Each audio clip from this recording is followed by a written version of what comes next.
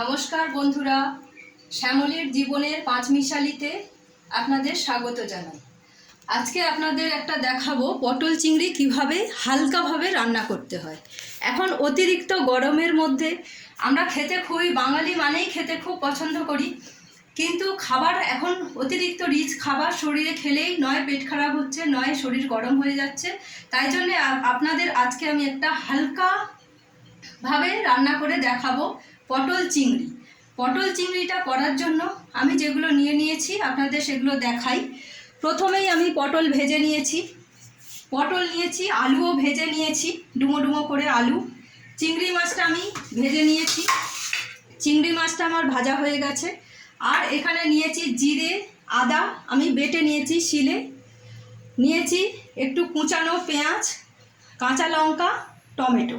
এবার কিভাবে আমি রান্নাটা করব আপনাদের দেখাতে থাকি। প্রথমেই কড়াইতে আমি তেল দেব। কড়াইতে তেল দেওয়ার পর আমি দিয়ে দেব কুচানো পেঁয়াজ। এটা আমি ফোড়নে ব্যবহার করছি পেঁয়াজটা, কারণ অনেকেই মাছের একটা আস্তে গন্ধ বেরোয়, খেতে পছন্দ করেন না। সেই জন্য যেহেতু এটা জিরে আদা বাটা দিয়ে আমি করছি, তাই জন্য আমি ফোড়নে একটু পেঁয়াজ দিলাম। এই পেঁয়াজটা ব্যবহার করার ফলে মাছের যে একটা আস্তে গন্ধ ভাব থাকে সেটা চলে যাবে।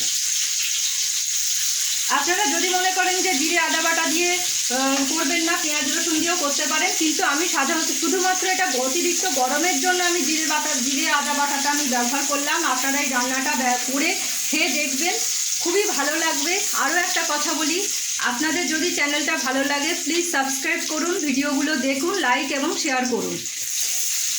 পেঁয়াজটা আমার কড়াইতে দেওয়া হয়ে গেছে। এবার এটা লাল লাল করে একটু ভাজা হয়ে গেলে এর মধ্যে আমি দিয়ে দেব বাটা জিরে আদা।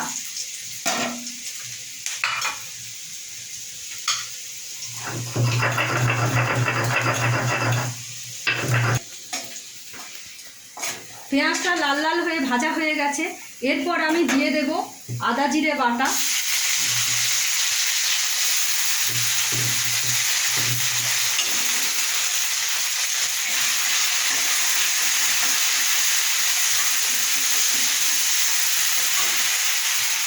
তারপরে দেব টমেটো কুচি,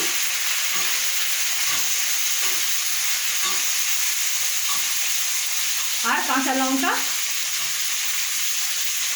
এরপরে এটা আমি নাড়তে থাকবো যতক্ষণ না এটা আমার ভাজা হচ্ছে।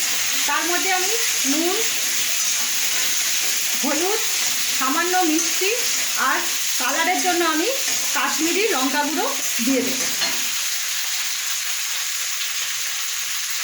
আমি পরিমাণ মতো নুন দিচ্ছি, আপনাদের আন্দাজ মতো আপনারা দেবেন। হলুদ গুঁড়ো,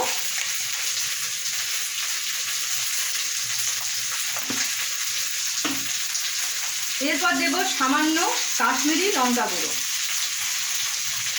এটা শুধুমাত্র আমি কালারটা হওয়ার জন্য দিলাম। আর দিয়ে দেব সামান্য মিষ্টি।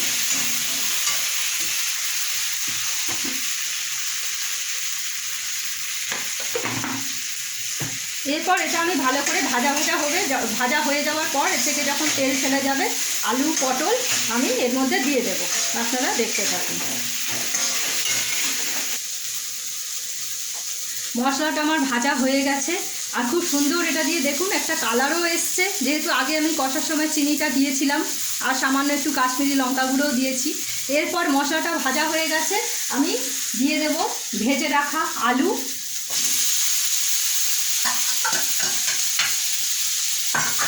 আর পটল। একসাথে এগুলো এবার নাড়াচাড়া করে নেব। এগুলো মিশে যাওয়ার পরে মশলাটা আলু আর পটলের সাথে আমি জল দিয়ে দেব। জল দিয়ে ঝোলটা যখন ফুটে উঠবে ছেড়ে দেবো চিংড়ি মাছগুলো। এইভাবে আপনারা বাড়িতে বানিয়ে খান এবং সবাইকে খাওয়ান। আর যদি আমার ভিডিওটা ভালো লাগে আমাদের কমেন্ট করে জানান।